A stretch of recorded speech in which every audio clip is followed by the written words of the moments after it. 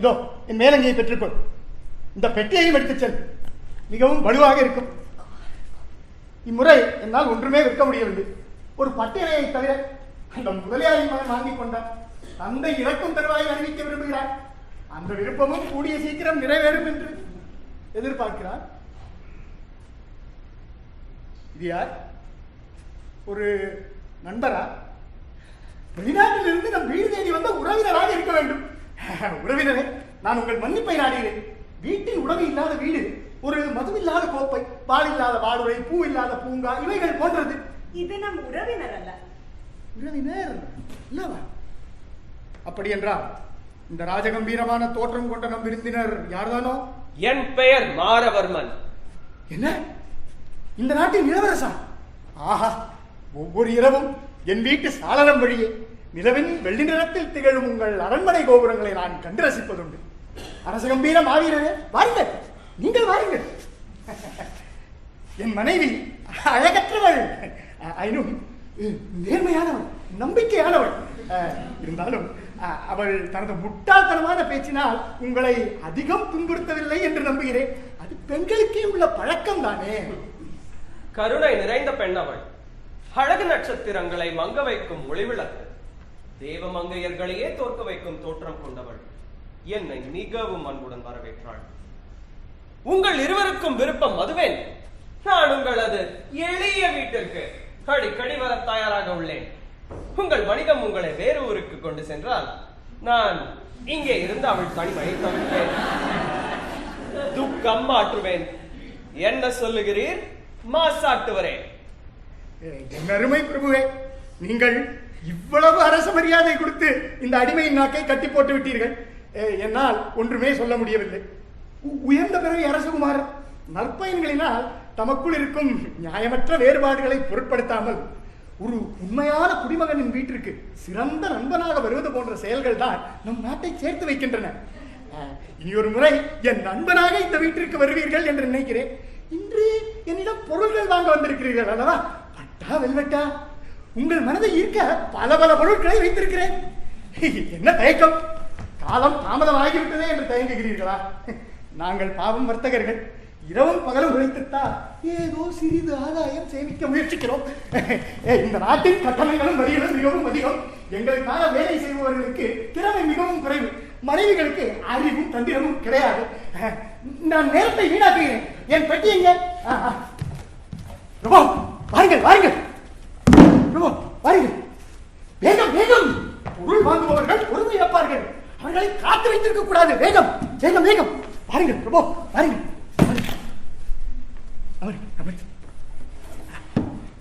என் அருமை மனைவியே, அந்த பெட்டியை திறப்பாய்.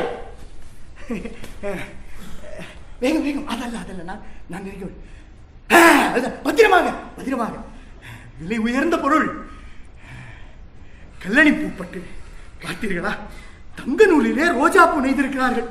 எவ்வளவு அழகான வேலைப்பாடு. இதில் நறுமணம் இல்லாதது நம்மை ஏமாற்றுவதற்கென்று செய்தது போல் இருக்கிறது. தொட்டு பாருங்கள் அரசே, தொட்டு பாருங்கள். தண்ணீரை போன்ற மென்மையும் இரும்பை போன்ற வலிமையும் இருக்கிறது அல்லவா? அவ்வளவு நன்றாக நெய்திருக்கிறார்கள். இந்த கல்லணி பூப்பட்டில் எப்பொழுதுமே இலவசந்த காலம்தான். இந்த பூக்கள் கடும் கோடையின் வெயிலில் கூட கருகி விடாது. பிரபு, இதன் ஒவ்வொரு விரல் அளவிற்கும் 100 பொற்காசுகள் கொடுத்து வாங்கி இருக்கிறேன். நேர்மையான மாசாட்டுவரே, போதும், இதை நான் வாங்குகிறேன். எனக்கு நம்பிக்கை இருக்கிறது. நீங்கள் சொன்ன விலையை விட 2 மடங்கு கொடுத்து அனுப்புகிறேன். என்ன தாராள மனசம் இளவரசருக்கு. தலை வணங்குகிறேன். இப்பொழுது என் வீட்டில் இருக்கும் வேறு ஒரு பொருள் ஞாபகத்திற்கு வந்தது.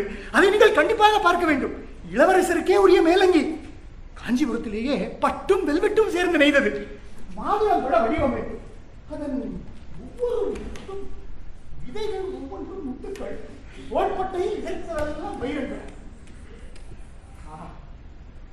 உண்மையை கூற வேண்டும் என்றால் இந்த நகரத்தில் இதை அணிவதற்கு உங்களை தவிர வேறு யாருக்கும் தகுதி இல்லை.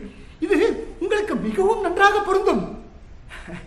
அன்பு மாணவி, நீ சொன்னால் அவர் உன் வாக்கை மதிப்பார். கொள்ளை விலையானாலும் வேண்டாம் என்று மறுக்க மாட்டார். ஆனாயத்தில் நம் இருவருக்கும் சம உரிமை.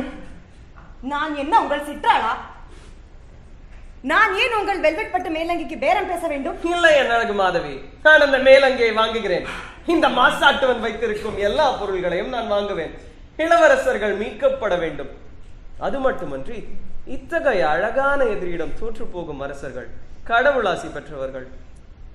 நீங்கள் என்னுடைய எல்லா பொருட்களையும் வாங்குவீர்கள் அல்லவா? அதற்கு 50,000 பொற்காசுகள் குறைவான விலை. உங்களுக்காக 40,000 பொற்காசுகளுக்கு தருகிறேன். அது அதிகமா? எவ்வளவு தரலாம்? நீங்களே கூறுங்கள். என்னால் நினைத்து பார்க்க முடிகிறது. வெள்ளை ரோஜாக்களுக்கு நடுவே தங்க ரோஜா. நம் இளவரசர் அந்த அங்கியில் அரசவையில் அழகான உன்னத குல பெண்களின் மத்தியில் அந்த பெண்கள் மதுவை வண்டு முடிப்பது. உங்கள் பொறுப்பற்ற நாக்கை அடக்க வேண்டும். இங்கே ஒரு அழகான தேவதை இருப்பதை மறந்துவிட்டு பேசுகிறீர்கள். 40,000 பொற்காசுகள் என்பது இந்த இளவரசனுக்கு மிகவும் குறைவு. நாளை என் கணக்காளர் 100,000 பொற்காசுகள் கொடுப்பார். 100,000 பொற்காசுகளா? உண்மையாகத்தான் கூறுகிறீர்களா? இது என்னை உங்கள் வாழ்நாள் கடனாளி ஆக்கிவிடும். இன்று முதல் இந்த வீடும் இந்த வீட்டில் உள்ள எல்லா பொருட்களும் உங்கள் சொத்து. என்னால் நம்பவே முடியவில்லை. நான் இந்த நகரத்தில் மிகவும் சிறந்த செல்வந்தரான வர்த்தகராக இருப்பேன்.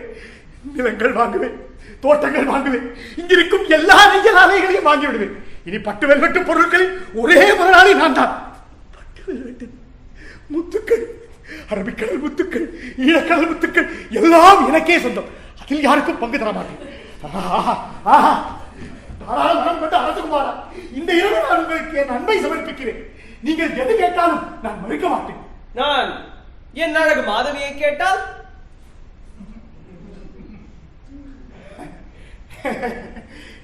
எதற்காக இந்த வேடிக்கை பேச்சு? அவள் உங்களை போன்ற பெருமை வாய்ந்த இளவரசருக்கு பொருத்தமானவள் அல்ல. வீட்டு வேலைகள் செய்யவும் நூற்கவும் தான் பொருத்தமானவள். சரிதானே மாதவி? அதோ உன் நூற்கும் விழி அங்கே காத்திருக்கிறது. அங்கே சென்று கீழே அமர்ந்து நூலை நூற்கலாமே. பெண்கள் சோம்பலாக இருக்கக்கூடாது. சோம்பல் கைகள் நிறைவற்ற இதயத்திற்கு சமானம். நான் என்ன நூற்க வேண்டும்?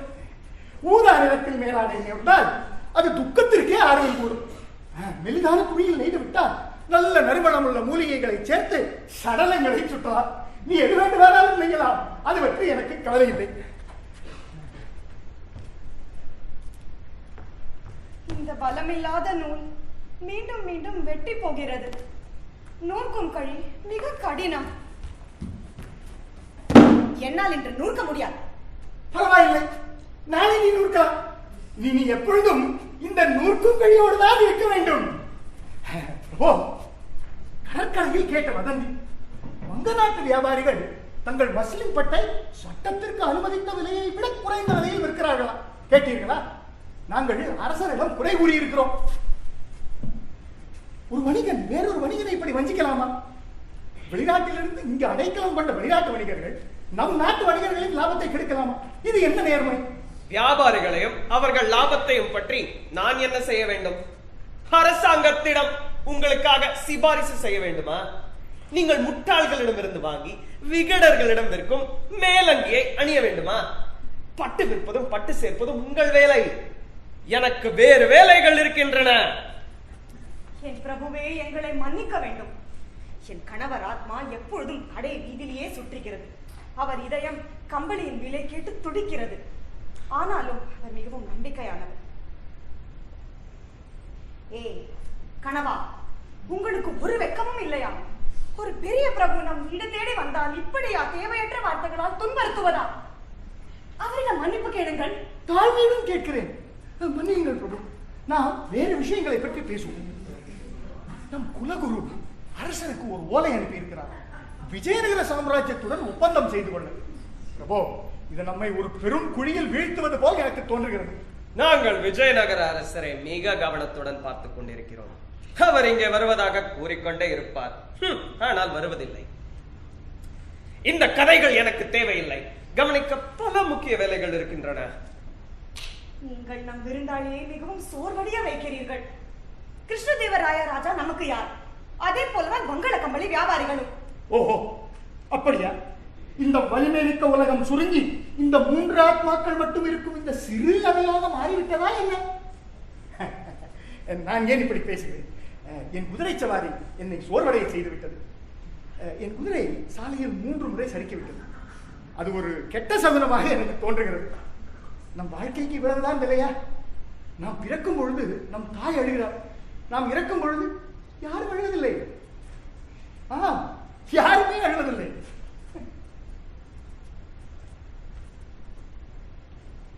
ஒரு முட்டாள் பாமரன் போல் பேசுகிறார். அவரை நான் மிகவும் வெறுக்கிறேன். கோழைத்தனம் அவர் நெற்றியில் ஒரு வடு வைத்து விட்டது. அவருடைய பனி போல் இருக்கும் வெள்ளைக்கரங்கள் வாதம் வந்தது போல் நடுங்குகின்றன. அவருடைய திக்கு வாயிலிருந்து வாய்க்காலில் ஓடும் நீர் போல் வார்த்தைகள் ஒழுகுகின்றன. அன்பு மாதவி, அவன் நம்முடைய நினைவுக்கு அருகதை உள்ளவன் அல்ல. அவன் ஒரு நம்பிக்கையான நயவஞ்சகன். தனது பொருள்களை விற்க தேவையில்லாத வாக்குகளை தூவுகிறான். நான் இவ்வளவு பேச்சு திறன் உள்ள ஒரு முட்டாளை இதுவரை பார்த்ததில்லை. அவன் நிற்கும் இடத்திலே காலன் அவரை கொண்டு போக மாட்டாரா? இறப்பை பற்றி யார் பேசுகிறார்கள்? இறப்பை பற்றி எவரும் பேசக்கூடாது. ஒரு கணவனும் மனைவியும் நல்ல நண்பனும் இருக்கும் காலனை அழைக்காத மகிழ்ச்சிகரமான வீட்டில் இறப்பிற்கு ஏது இடம்?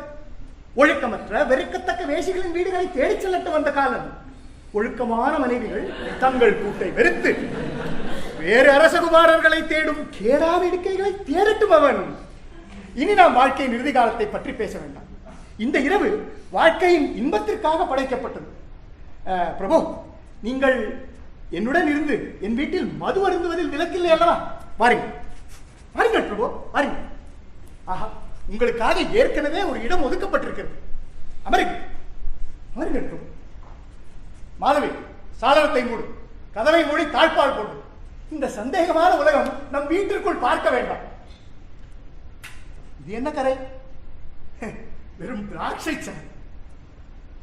திராட்சை சாறு சிந்தினாலும் ரத்தம் சிந்தினது போல் தான் என்று கூறுவார்கள். இந்த மது எனக்கு மிகவும் பிடித்தது. மாதவியின் உதடுகள் சிவப்பு பூவிதழ்கள் போல தவழ்ந்து வந்து என் கோப்பையில் விழுந்து அதை மிகவும் இனிப்பாக மாற்றிவிட்டன. மேற்கு மலை வனங்களின் தேன் கூட இந்த திராட்சை சாறுடன் ஒப்பிட்டால் அதன் இனிப்பு குறைவாய்தான் இருக்கும். மாசாட்டுவரே, நீங்கள் ஏன் என்னோட அமர்ந்து விருந்து உண்ண வரமாட்டீர்களா? இது ஒரு விசித்திரம் தான் என்றும். என்னால் இன்று உங்களுடன் விருந்து உண்ண முடியவில்லை. வேடிக்கையாக இருக்கிறது. இது கோடை காலம் இல்லை எனினும் என் ரத்தத்தில் காய்ச்சல் காண்கிறது. ஒரு பாம்பு இடம் விட்டு இடம் ஊறுவது போல் நஞ்சு ஊர்ந்து என் நாவின் ருசியை கெடுத்து விட்டது. உணவின் மீது அருவருப்பு தோன்றுகிறது. நீங்கள் அருந்துங்கள், நீங்கள் அருந்துங்கள்.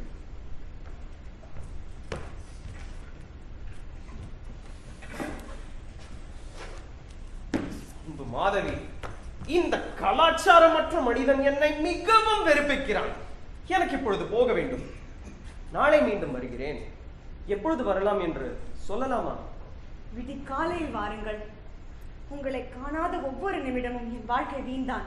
ஆஹா, உன் கலைந்த கார்முடி போன்ற இருட்டில் உன் அழகு கண்களில் என் உருவத்தின் பிரதிபலிப்பை ஒரு முகக் கண்ணாடி போல் காண்கிறேன். அன்பு மாதவியே, இது ஒரு நிழல்தான். எனினும் அதை உன் கண்களில் வைத்திரு. என் உருவம் இல்லாத எதையும் உன் கண்களால் பார்க்காதே. உன் கண்களில் தோன்றும் மற்ற உருவங்களை நான் பொறாமையுடன் இருக்கிறேன். உங்கள் உருவம்தான் என்னுடன் எப்பொழுதும் இருக்கும் என்று நம்புங்கள். காதல் இழந்த பொருள்களையும் இனிய நினைவுகளாக மாற்றும் சக்தி உள்ளது. குயில் தன் இனிய குரலால் கனவு காண்பவர்களை எழுப்பும் முன் இங்கே வாருங்கள். நான் இந்த வீடு மாடி முகப்பில் உங்களுக்காக காத்திருப்பேன்.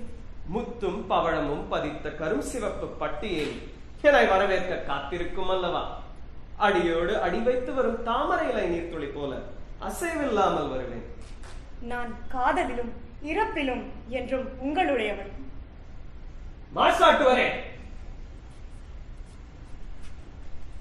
பயப்பட வேண்டாம். இந்த தோழ்மையை நான் என்றும் வைத்திருப்பேன். இன்று இரவு நான் விரைவில் புறப்பட வேண்டும். நாளை ஆகட்டும் என் மாதவி.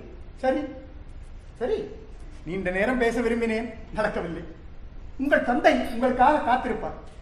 நீங்கள் அவருடைய ஒரே மகன், அவரது வீட்டின் நெடுந்தூண், கலைகள் நிறைந்த அவரது தோட்டத்தின் ஒரே நறுமண பூச்செடி. உங்கள் தந்தையின் உற்றார் உறவினருக்கு அவரிடம் அன்பு இல்லை.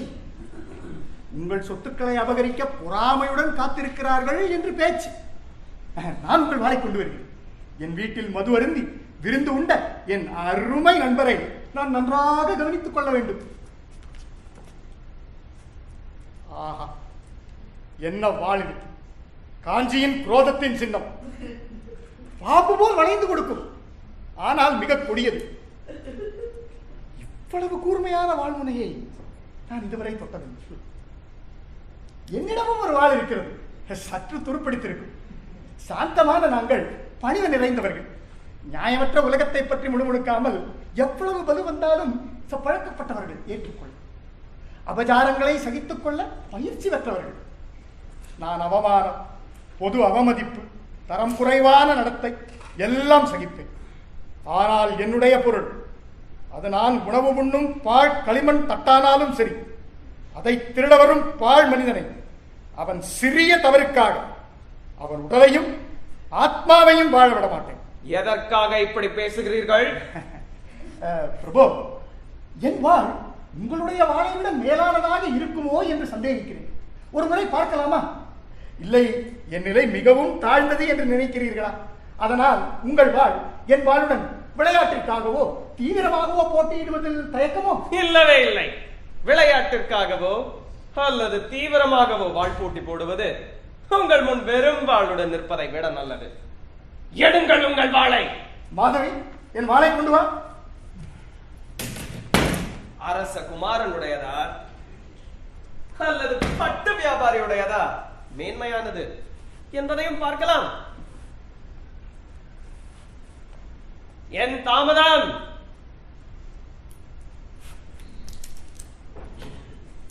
பிரபு, என் வீணான வீட்டில் நீங்கள் எனக்கு காட்டிய எல்லா மரியாதைகளையும் விட இதுதான் மிகவும் மேன்மை வாய்ந்தது. தயாரா? மிகவும் தாராளமாக.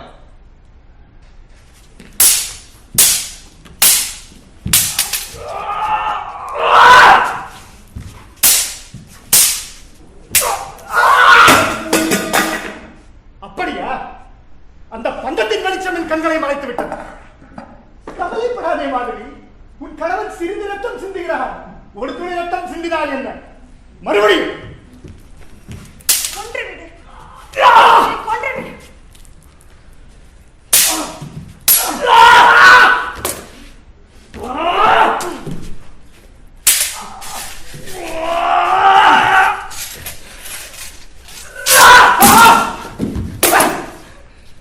அந்த பந்தத்தை அழைத்துவிடு.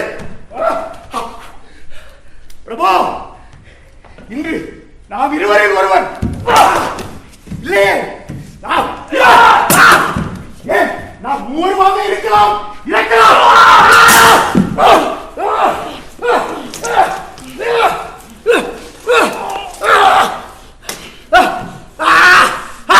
சாத்தானே, உன்னை என் பிடியில் வைத்துள்ளேன். உடனே என் கழுத்தில் எனக்கு முன் விரல்களை எடு. நான் என் தந்தைக்கு ஒரே மகன், இந்த நாட்டின் ஒரே வாரிசு. விஜயநகரம் என் அழிவுக்காக காத்திருக்கிறது. உடனே அவர்கள் நம்மை அடக்கி ஆழ்வார்கள். உன் போன்ற மகன் இருப்பதை காட்டிலும் இறப்பதில் தான் உன் தந்தை பெருமகிழ்ச்சி அடைவான். உன் போன்ற விபச்சார தலைவன் இந்த நாட்டிற்கு தேவையில்லை. கைகளை எடு, என்னை விட முடியாது. நீ என் தந்திரமான பிடியில் சிக்கி இருக்கிறாய்.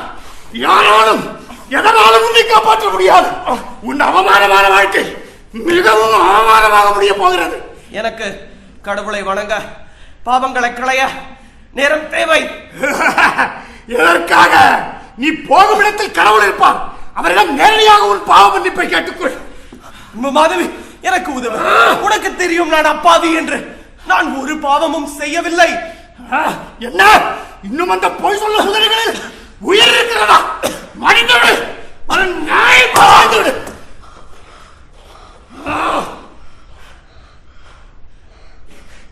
இனி நீ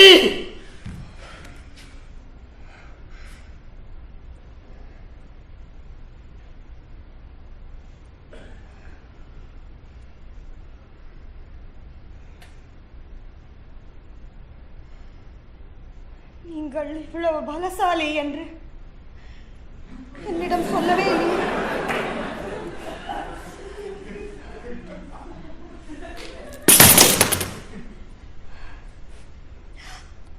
நீ இவ்வளவு அழகி என்று என்னிடம் சொல்லவே இல்லையே.